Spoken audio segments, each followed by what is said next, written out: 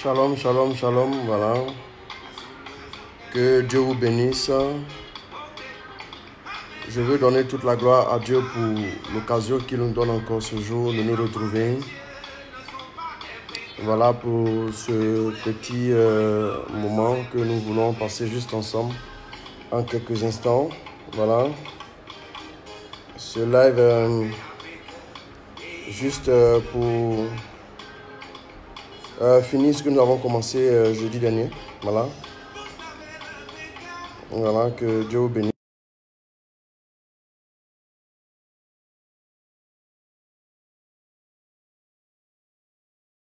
Merci de nous rejoindre. Merci de partager ce Facebook Live. Même si j'ai l'impression que la connexion est un peu instable aujourd'hui, ben, nous allons y aller quand même. Nous allons y aller, nous allons y aller. Voilà, donc signalez votre présence. Voilà. Signalez votre présence et on va y aller aussitôt. Voilà. Connectez-vous, connectez-vous, connectez-vous. Je ne vois pas les gens se connecter. Voilà, merci.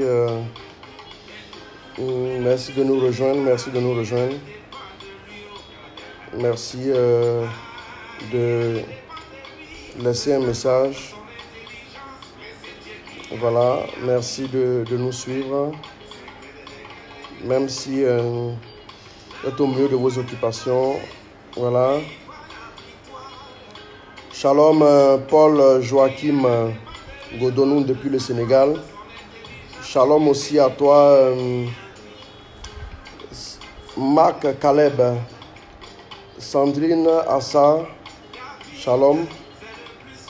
Merci de vous connecter. Merci de nous rejoindre. Merci voilà, de partager cette vidéo. Pourquoi les entreprises des chrétiens sont souvent si fragiles? Voilà, j'en parle et je termine aujourd'hui. Je termine aujourd'hui. Voilà. Donc,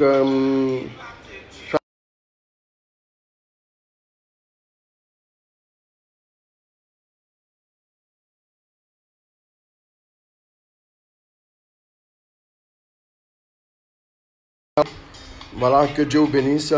Delon Kojo, shalom. Voilà, merci de vous connecter. Berger Chris Aubin Attan. Voilà, shalom à toi mon fils. Éditeur de distinction, shalom, shalom, shalom, shalom. Voilà, pourquoi les entreprises des chrétiens sont souvent si fragiles. Voilà, on en parle juste en 15 minutes. Voilà, on en parle en 15 minutes. Jaurès Oku, shalom mon fils. Voilà, que Dieu vous bénisse déjà. Merci de nous rejoindre, merci de vous connecter. Voilà, shalom Jean-Claude Kwasi, mon fils, mon puissant fils, que Dieu te bénisse. MJADJ, voilà, parce que je ne sais pas tellement comment prononcer, shalom, voilà, que Dieu te bénisse. Alors merci de vous connecter, de nous rejoindre. Shalom Marie-Anne Loba, voilà, shalom, shalom, shalom, shalom. Je vais parler en 10 minutes, 15 minutes et ça suffira.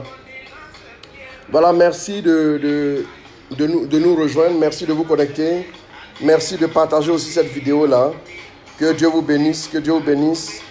Rako Toyoko Sababa, merci Saint-Esprit, merci de nous rejoindre, merci de parler à nos cœurs, merci de nous instruire selon ta parole, selon oui, ta vie, ta sagesse. Shalom mon fils Francis Aligo depuis la France.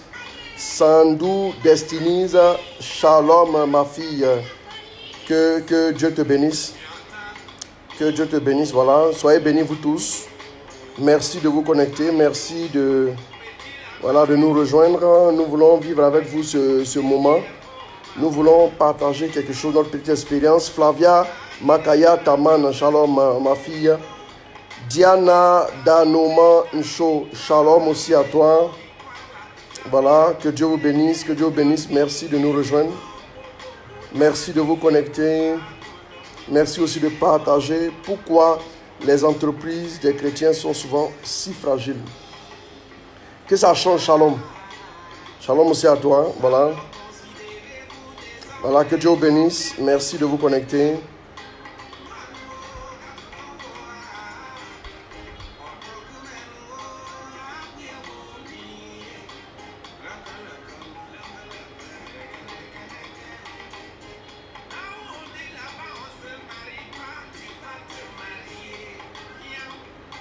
Lydia Sephora, bonjour, shalom à toi, que Dieu te bénisse. Shalom, ma petite fille chérie, Stéphanie, Anne, épouse Esmel. Shalom, que Dieu te bénisse.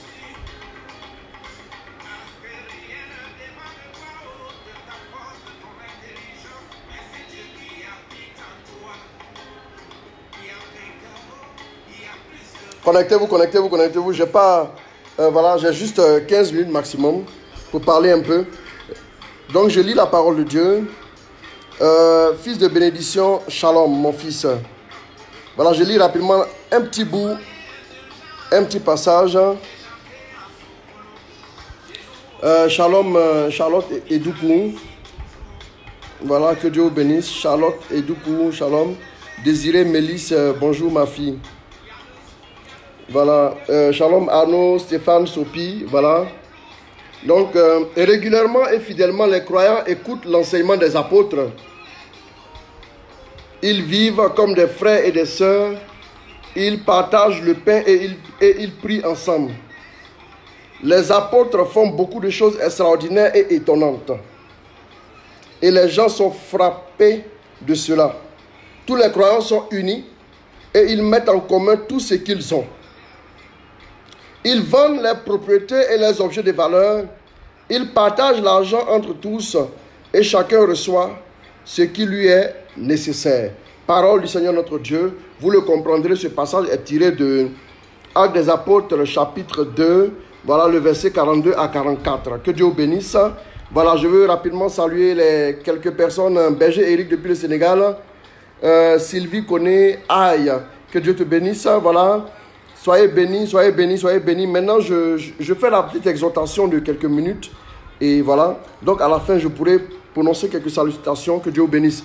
Alors, il faut dire que, en ce qui concerne pourquoi les entreprises des chrétiens sont souvent si fragiles, j'en ai parlé déjà depuis jeudi dernier. Voilà, nous avons fait un petit truc dessus. Nous avons parlé aussi du danger que guettent voilà, certaines structures que les chrétiens sont en train de bâtir. Comment les chrétiens peuvent bâtir sur des plateformes juste souvent mondaines. C'est-à-dire un chef d'entreprise chrétien qui va embaucher que des personnes qui ne sont pas chrétiennes, des personnes qui ont certes des qualifications, mais qui n'ont pas les mêmes valeurs que lui. Il s'en trouve qu'à un moment donné, avec la progression de l'entreprise, il peut y avoir des problèmes. Parce que ces personnes pourront appliquer un certain principe simple, la solidarité, et le chef d'entreprise va sentir qu'il est tiré vers le bas. Au fur et à mesure que son entreprise est en train de grandir, au fur et à mesure que son entreprise est en train de s'épanouir, il sera un peu comme tiré vers le bas. Ou bien c'est l'inverse. C'est-à-dire, c'est un chef d'entreprise qui prend des chrétiens, mais qui après se rend vite compte que les chrétiens ne savent pas faire la part des choses entre la foi et puis le travail. Voilà. Mais j'ai aussi parlé de certains business que certaines personnes mettaient en place, mais qui sont pillés par leurs propres frères. Crédit ici, crédit là, ou bien même des personnes aussi qui essaient de faire un business, mais qui ne sont pas ouvertes à la critique. Ou bien qui ne veulent pas, oui, travailler comme dans le sens du marketing pour gagner des clients, pour fidéliser des clients, la clientèle fut-elle chrétienne. Bien aimé. Bref, mais aujourd'hui je parle un peu plus de certaines choses qui vont nous aider à construire voilà, des entreprises qui sont un peu plus solides. Vous voyez ici, les apôtres avaient un modèle de vie, un modèle qui leur avait été défini par la doctrine chrétienne. Bien aimé, la doctrine chrétienne est la doctrine la plus sûre, c'est le soubassement le plus solide.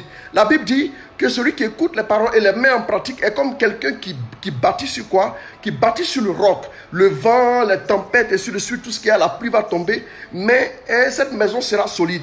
Quoi que ce soit que tu bâtisses, si tu le bâtis sur des fondements chrétiens, des fondements bibliques, ce que tu vas bâtir sera forcément solide. C'est parce qu'aujourd'hui, nous voulons bâtir sur des fondements mondains, sur des fondements justes, c'est-à-dire des fondements selon le capitalisme occidental tel que prescrit. Si nous bâtissons selon ces seules valeurs, nous allons voir qu'à un moment donné, nos entreprises ne pourront pas vraiment prospérer. Parce que nous allons chasser Dieu de là.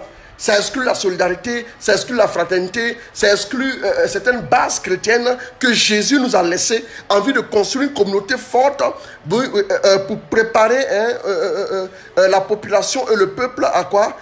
Au retour de Jésus. Nous bâtissons sur des valeurs. J'aimerais dire aux chrétiens que tout ce que nous voulons bâtir, tout ce que nous voulons construire, doit se construire sur des normes chrétiennes, sur des valeurs typiquement chrétiennes.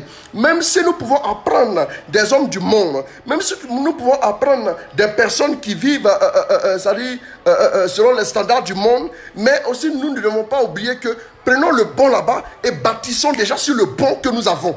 Les chrétiens que nous sommes, nous n'avons aucun complexe à avoir face à quoi? Face à tout ce qui s'est fait dans le monde aujourd'hui. Nous n'avons aucun complexe. Sachez que le Dieu que nous avons, quand il vient dans ta vie, quand ce Dieu-là se manifeste dans ta vie, il te donne l'intelligence, la perspicacité, la compréhension des choses et tu deviens capable de bâtir quelque chose. Nous nous souvenons en Exode 31 qu'est-ce que notre ami Moïse fait? Moïse impose les mains à Bessalel et Bessalel a en lui maintenant la science et la grâce pour pouvoir faire quoi? Pour pouvoir faire des ouvrages, la sculpture et des travaux manuels, ainsi de suite. C'est-à-dire il devient un architecte à partir de quoi? La grâce de Dieu. Bien aimé. Pourquoi? La première chose que j'ai à dire aujourd'hui, c'est que les entreprises des chrétiens sont souvent fragiles. Parce que quand nous prenons le Psaume 133, la Bible nous dit qu'il est bon, qu'il est doux pour des frères d'être ensemble. C'est là que Dieu décide de déverser sa bénédiction. Écoutez-moi très bien, mes amis. C'est là que Dieu décide de déverser sa bénédiction. Mais ça veut dire que si les frères sont séparés, il y a la bénédiction qui ne pourra pas couler. C'est la logique des choses. Dans le dit, il faut comprendre aussi le non-dit. Pourquoi est-ce que les chrétiens se retrouvent pour prier, se retrouvent pour parler, se retrouvent pour invoquer Dieu, se retrouvent même pour faire quoi? Pour aller rendre visite, pour poser des actions de charité, des actions caritatives face à une société, mondaine qui pose des actions charismatiques. Qu'est-ce qui fera la différence? La différence, c'est que nous faisons des actions caritatives, mais l'amour va plus loin que ça. L'amour ne s'arrête pas seulement à juste une action qui devient charité, mais la charité est guidée par l'amour des autres, l'amour du frère, l'amour de la sœur. Et cette charité-là est éclairée parce que venant de Dieu. Bien aimé, qu'il est bon pour les frères d'être ensemble, c'est là que Dieu déverse sa bénédiction. Mais qu'est-ce que nous voyons? Les chrétiens mangent ensemble, ils prient ensemble, ils invoquent Dieu ensemble, ils vont rendre visite ensemble, mais les chrétiens ne savent pas travailler ensemble. Ça, il faut le retenir. Les chrétiens font beaucoup de choses ensemble. Beaucoup de belles choses. Ils prient, ils se retrouvent à l'église, ils mangent ensemble, ils font des agapés, ils vont rendre visite, ils font ceci, ils se fréquentent régulièrement. Mais les chrétiens ne savent pas comment travailler ensemble. Bien aimé, c'est étonnant. Ils ne savent pas comment travailler ensemble. Ils ne savent pas comment se mettre ensemble et bâtir une entreprise qui va prospérer. Bien aimé, rappelez-vous. Retenez ceci. Pas rappelez-vous, retenez ceci. Quand deux personnes se mettent ensemble, j'ai dit des personnes même qui ne connaissent pas Dieu, des experts par exemple en économie, des experts par exemple en marketing, des experts par exemple en management, se mettent ensemble et bâtissent une entreprise, ça marche. Parce que chacun se met à fond. Mais comment se fait-il que les chrétiens essaient de se mettre ensemble pour bâtir une entreprise, mais ça ne prospère pas? Pourquoi? Parce que chez les chrétiens là, ils sont capables de faire de bonnes choses ensemble, mais ils ne sont pas capables de le savoir-faire, de le mettre ensemble et de fusionner quelque chose de puissant. Voilà pourquoi le monde si facilement arrive à nous faire trembler. Il n'y a pas de société véritable entreprise, de véritable entreprise, d'entreprise qui fait de gros bénéfices, d'entreprises qui font de grands chiffres d'affaires, mais qui sont typiquement chrétiennes. On n'en trouve pas. Pourquoi? Tout simplement parce que les chrétiens, quand ils se mettent ensemble, ils ne savent plus comment travailler. Ils savent comment manger ensemble, comment prier, comment invoquer, comment réclamer la force et l'onction de l'esprit, mais ils ne savent pas comment travailler ensemble. Ils ne savent pas le faire, simplement. Quand ils se mettent ensemble, vous allez voir que tout de suite, les rivalités vont se remettre au goût du jour. Mais s'il vous plaît, prenez souvent dans certains quartiers des ruelles. Vous allez voir 4 pressings sur ces ruelles-là. Dans ces ruelles-là, 4 pressings. Et rentrez dans ces pressings. Vous verrez en haut un crucifix ici. Dans l'autre pressing, vous verrez de l'encens en train d'être brûlé. Vous verrez un chapelet. Vous verrez même un rosaire. Vous verrez l'image et l'effigie de la Vierge Marie. C'est-à-dire que dans une seule rue, qui fait peut-être 50 mètres, vous allez voir, ou bien 100 mètres, vous allez voir au moins 4 pressings, des laveries. Des personnes qui disent que moi je lave à un prix défiant toute concurrence, et l'autre aussi dit je lave à un prix défiant toute concurrence. Mais on est 4 là, et puis on est chrétiens, hein, on est sur la même paroisse. Mais on n'a pas l'idée comme ça de se mettre ensemble et de faire quoi? De créer quelque chose de plus grand. Vous voyez un peu, et puis on devient actionnaire. Ça fait plus responsable, ça fait plus grand, ça fait plus puissant. Et en même temps, ça fait que quand une concurrence vient là, vous statuez ensemble dessus en termes de stratégie pour voir comment faire en sorte que la concurrence ne vienne pas vous écraser. Et ensuite, quand vous êtes 4 là, vous mettez ensemble les 4 pressés, vous faites un seul.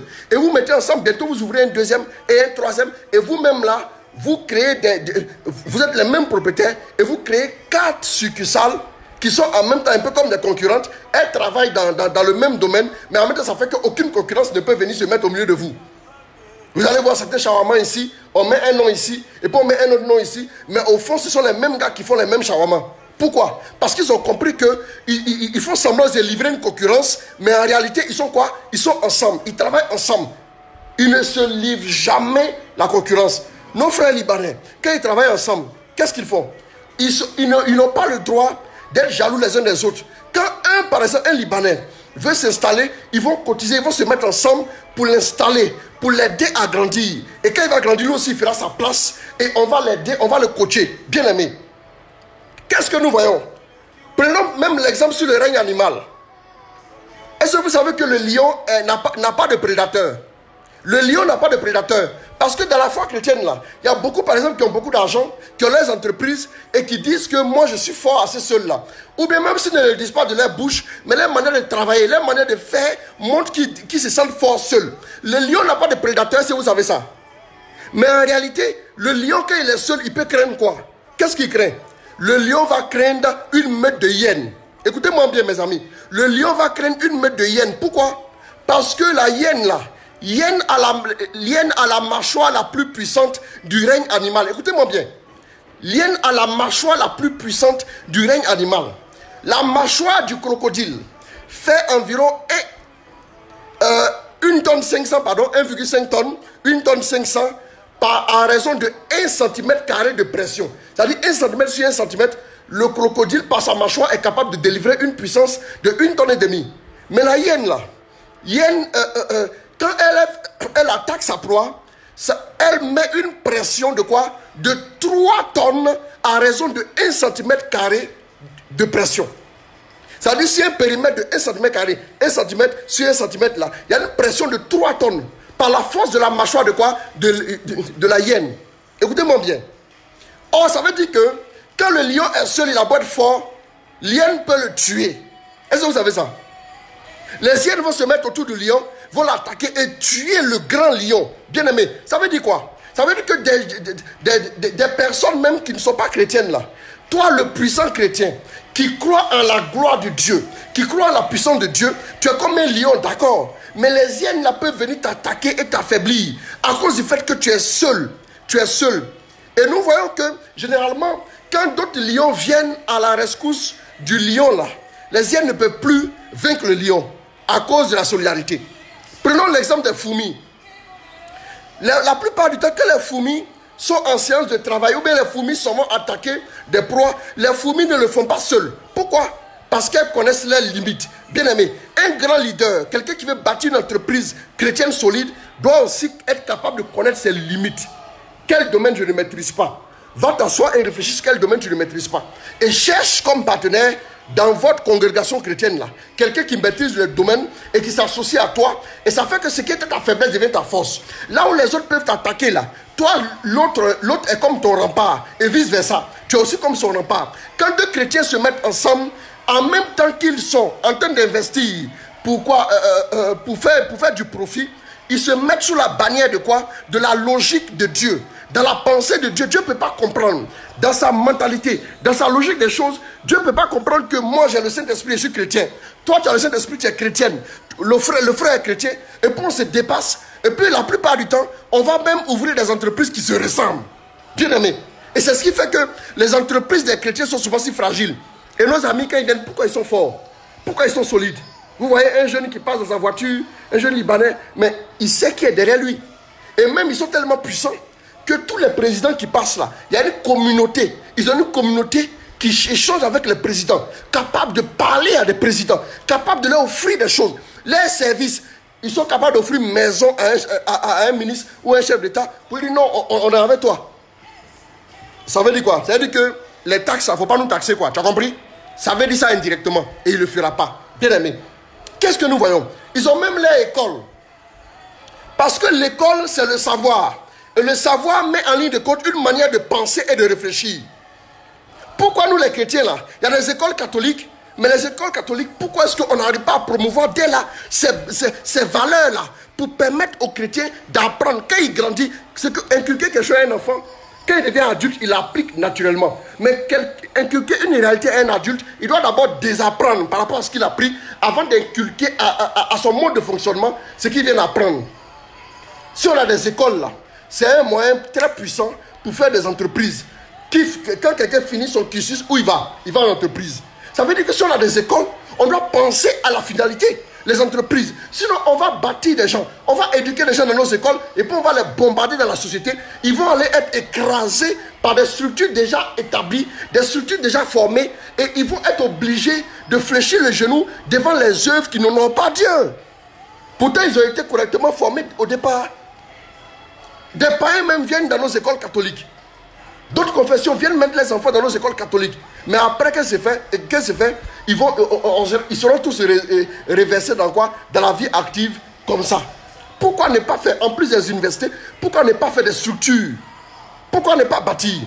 Pourquoi ne pas créer des plateformes où les jeunes vont se retrouver avec des personnes qui vont les coacher, qui sont aussi chrétiens comme eux, pour les aider à faire quoi? À s'insérer dans la société, pour ne pas qu'ils soient détruits, ou bien même pour ne pas que leur foi soit dévorée, et puis qu'ils commencent bien, et puis après qu'ils finissent comme des incrédules. Pourquoi? Bien aimé, c'est ce qui fait que nos entreprises sont fragiles. Bien aimé. Et je vais aussi expliquer quelque chose. Je vais prendre juste un petit modèle même qui a une bonne base dans la foi catholique, qui a une bonne base par rapport à la foi catholique, qui va nous aider à comprendre un peu. Prenons l'exemple des sacrements. Bien aimé. Quand tu vas recevoir le baptême, là, il te faut quoi? Tu t'inscris à la catéchèse et après la catéchèse, tu vas maintenant faire le baptême, n'est-ce pas? Pourquoi est-ce qu'on ne ferait pas la même chose pour les entreprises? Des entreprises chrétiennes, et puis le baptême a besoin, le néophyte, si vous voulez, celui qui reçoit le baptême, a besoin de quoi? A besoin d'un parrain. Par exemple, qu'est-ce qu'on pourrait faire? On met par exemple une plateforme de parrainage. Un jeune qui veut bâtir une entreprise, chez les chrétiens ici, il y a une plateforme où ils s'inscrivent, où ils sont rencontrés régulièrement par qui? Par des chefs d'entreprise, comme une sorte de catéchèse, sur les méthodes pour pouvoir entrer dedans. Et puis après, à un moment donné, qu'est-ce qu'on fait? On fait en sorte que chaque personne qui met son entreprise sur pied, en créant son entreprise, il naît dans le monde du travail et il a un parrain. Et il a un parrain chrétien comme lui. Et le parrain fait quoi? Le parrain est chargé de l'aider à grandir, comme le parrain de baptême là. Il est chargé d'aider le baptisé à grandir dans sa foi, n'est-ce pas? Le parrain aussi par rapport à son entreprise, pour faire reculer la pauvreté, parce qu'il y a la misère partout. Il y a la misère partout. Le parrain va aider maintenant son filleul à faire quoi? À bâtir en soi son entreprise pour qu'elle devienne quelque chose de puissant, de réel et de tangible. Donc, et puis après quoi? Il y a l'Eucharistie. Et donc du coup, il aura maintenant une plateforme où on va nourrir ces jeunes-là qui sont en train de bâtir leur entreprise. Où les plus anciens viennent et puis partagent les espérances pour les nourrir, comme on fait à l'Eucharistie. Le nouveau baptisé va communier. Il doit communier régulièrement. Et puis après, il doit aller se confesser. Donc après que ça ne va pas là, il va aller voir les aînés là pour leur expliquer quelles sont ces tentations. Ça va l'aider aussi à faire face à ça. Et puis après, il y a la confirmation. On fait une cérémonie. Après ce jeune homme là, certains anciens vont le regarder et ils vont dire oui, je pense qu'on peut lui là l'établir comme un modèle. Donc confirmation. Il peut témoigner maintenant de la foi chrétienne et en même temps aussi en entreprise. Voilà pourquoi dans la chambre haute, là, il y avait quoi? Il y avait des personnes de toutes... Il y avait environ 120 personnes. Il y avait des personnes qui étaient venues de partout. Il y avait des vendeurs, il y avait des planteurs, il y avait... C'était pas seulement les 12 apôtres. Il y avait la Vierge Marie, il y avait d'autres. Mais chacun avait son occupation. Ils se sont retrouvés pour recevoir quoi? La force de l'esprit. Et c'est ensemble, ils mettaient tout ensemble. La vie de communauté ne doit pas rester seulement à l'église. La vie de communauté doit aller aussi dans nos activités, un peu partout. Par exemple, la confirmation. On fait maintenant un temps, un grand moment, ça dit comme un dîner par exemple, pour dire que ceux-là, après d'aujourd'hui, vous pouvez les considérer comme étant chefs d'entreprise à part entière. Après d'aujourd'hui, vous pouvez les considérer comme étant des modèles dans le monde chrétien en ce qui concerne bâtir une entreprise. Et on les présente comme exemple. Ils sont des standards. Un baptisé, devant un non baptisé, il doit lui dire, je te tiens la main, allons recevoir le baptême. Est-ce que vous voyez? Et ensuite, il y a quoi? Il y a le sacrement de quoi? De service, tel que le mariage et quoi? Et l'ordre. Mais le sacrement de service tel que le mariage là, qu'est-ce qu'on voit? Quand tu viens pour te marier, tu te mets avec une femme, dont une association. Et en plus de te mettre avec une femme, tu as à ta droite ton témoin. Maintenant, ta femme aussi vient avec un témoin. Donc chacun est un témoin. Les témoins ici là sont chrétiens, n'est-ce pas? Donc aussi on peut créer par exemple, quand à un moment donné, ces entreprises-là veulent passer à une autre étape dans la maturité, on peut envoyer des témoins aussi. Des témoins, ils sont là pour faire quoi? Pour être sûr que ceux qui ont bâti les entreprises vont rester dans le cadre. On va les écouter, on va les soutenir. Le partenariat pourra être fait dans un sens. Et puis même, on peut élaborer même des chartes. Bien aimé, on peut le faire. Pourquoi les autres? Pourquoi c'est le monde qui va nous... Pourquoi c'est le monde qui va nous donner des exemples comme celui-là? Pourquoi c'est le monde qui va faire des choses? Regardez dans les sectes là. Les gens reçoivent des mots d'ordre. Ils reçoivent des mots d'ordre. Et qui que tu sois, quand tu es dans la secte là, tu as le mot d'ordre de celui qui est au-dessus. Et le mot d'ordre là, ça ne se discute pas.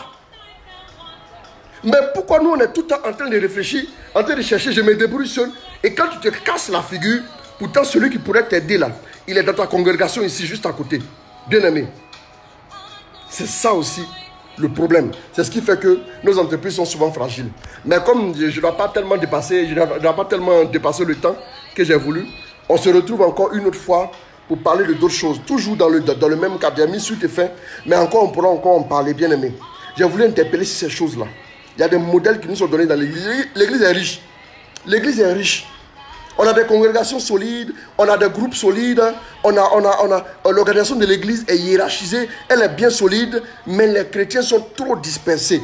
Voilà pourquoi dans le monde séculier, quand un chrétien s'y met, il est souvent fragilisé, il est fragile, il est écrasé, il est dominé. Bien aimé, est-ce que pouvez-vous me dire combien de chrétiens aujourd'hui ne vivent plus bien leur foi catholique et qui sont allés rentrer dans le secte pour un bien-être social?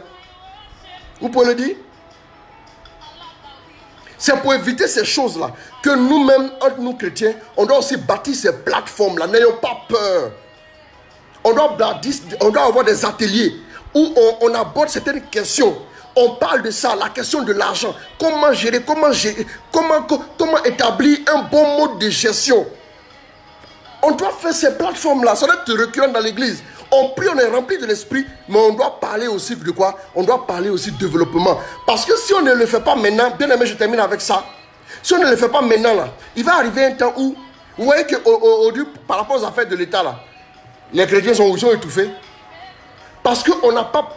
Regardez bien, le modèle du Vatican, le modèle de l'organisation de l'Église, là, beaucoup de nos frères séparés bâtissent selon le modèle catholique. Un homme de Dieu très respectable a dit... vous devez apprendre de l'église catholique.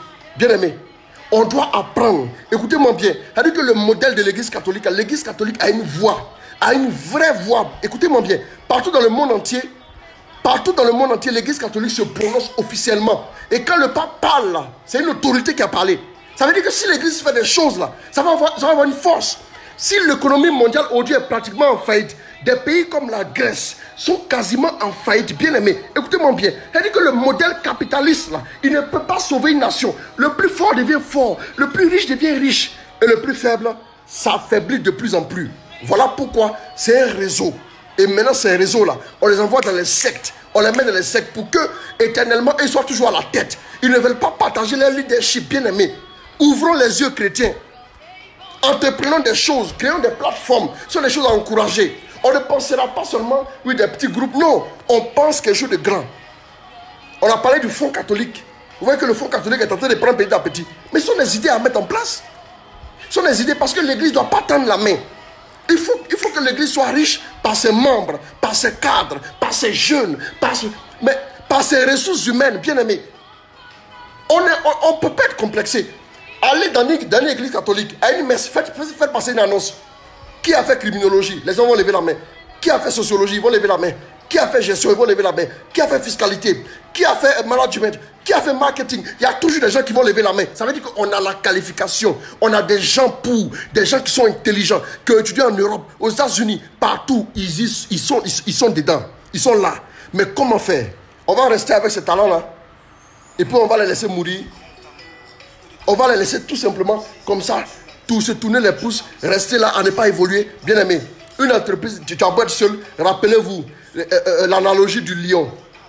Quand l'hyène vient pour attaquer là, aïe aïe aïe, le lion est obligé de se comporter comme une proie. Bien aimé, il y a des réseaux gigantesques, je ne vais pas citer de nom, il y a des réseaux autour de nous qui ne sont pas forcément chrétiens, mais qui sont très puissants. Si vous amusez avec eux là, ils vont vous mettre HS comme on le dit. Bien aimé, alors voilà, c'était mon petit partage pour vous. Parce que nous avons à cœur de voir une génération qui s'élève avec l'évangile. Moi je rêve, j'ai reçu mes fils qui est à la Banque mondiale. Qui me parlait de la tentation, grandeur nature. Ce n'est pas les petites tentations, non, les petits trucs là. Non, vraie tentation. Mais il dit il n'entrera pas dedans. Il n'entrera pas dedans, bien aimé. Pourquoi on ne fait pas quelque chose pour bien encadrer ces chrétiens là? Parce que lui il a dit il n'entrera pas dedans. Combien maintenant de chrétiens entrent dans ces choses-là? On ne fait rien, on les regarde. Non, ils ont réussi. Qui vous a dit ça? Quand quelqu'un, par exemple, a beaucoup d'argent, et puis la nuit, il ne dort pas, les démons le bottent là, il a reçu comment? Tu as mis ta maison, tu as mis des barbelés partout. Les voleurs ne peuvent pas entrer, mais les démons entrent pour te botter chaque nuit. Tu as reçu comment? Arrêtez. Ils n'ont pas reçu, oui. Ils ont besoin d'aide. Ils ont besoin d'aide, bien aimé. Bon, je m'arrête là. Que Dieu vous bénisse. Que Dieu vous bénisse. Que Dieu vous bénisse. Il y a beaucoup de choses encore que j'ai à dire concernant ce sujet-là pour nous aider. Et nous, au sein de notre ministère, on est en train de travailler déjà dans ce sens-là pour créer une plateforme, oui, que nous avons mis en place, qu'on appelle nous faisons les séminaires des travailleurs. C'est une plateforme où tous les cadres, les travailleurs, les jeunes qui sont en train de bâtir les entreprises et autres, là, ils se retrouvent pour faire quoi? Pour recevoir la parole, fraterniser, bâtir ensemble quelque chose et sur la base de certaines valeurs. Nous croyons que des jeunes leaders peuvent s'élever aujourd'hui avec l'évangile et influencer le monde. Parce que si tu t'en vas te prêcher dans la rue, là, aucun homme important ne va t'écouter. Parce qu'il passe dans sa voiture climatisée, il n'entend rien. Mais si tu es dans des grosses boîtes et que tu parles à tes collègues et ils voient le témoignage à travers toi, ils vont te suivre, ils vont se convertir. On peut gagner des âmes, on peut bâtir nos sociétés, on peut bâtir nos entreprises. Moi, je crois que l'église est la structure la plus puissante au monde. Je le crois. Je le crois. Je prie pour vous, mes amis.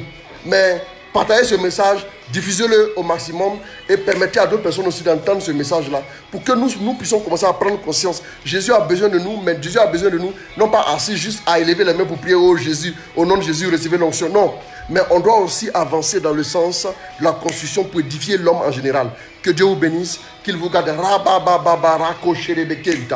Rimoyoko sarabayabakonte. Shema mama marato loyoko sarabakoro sheke manakante. She baba, reçois la grâce, reçois la bénédiction, reçois la puissance de Dieu, bien-aimé du Seigneur. Mais ouvre-toi à la grâce, ouvre-toi au partage, ouvre-toi à la solidarité, ouvre-toi à la fraternité. Il y a des personnes aussi qui pensent comme toi. Mettez-vous ensemble, bâtissez quelque chose. Là où vous êtes, faites quelque chose, commencez quelque chose. Des personnes qui ont un diplôme d'ingénieur sont déjà des chefs d'entreprise en puissance. On a vu même ici dans ce pays, des chefs d'entreprise qui n'ont aucun diplôme. Bien aimé, tu peux réussir. Tu peux réussir, tu peux le faire. Rabarako sherebeke manakante. She mayako roboyoko sabakonte. Rimoyoko roboko sarabao rebekenta. Béni sois-tu, Saint-Esprit, que ton nom soit glorifié. Je vous aime très fort. Que Dieu vous bénisse, qu'il vous garde, qu'il vous garde, qu'il vous garde. Au nom de Jésus. Amen, amen, amen. Shalom à vous tous. Que Dieu vous bénisse, qu'il vous garde. C'était mon partage du jour. À tout à coup, que Dieu vous bénisse. Amen. Au nom du Père, du Fils et du Saint-Esprit. Amen.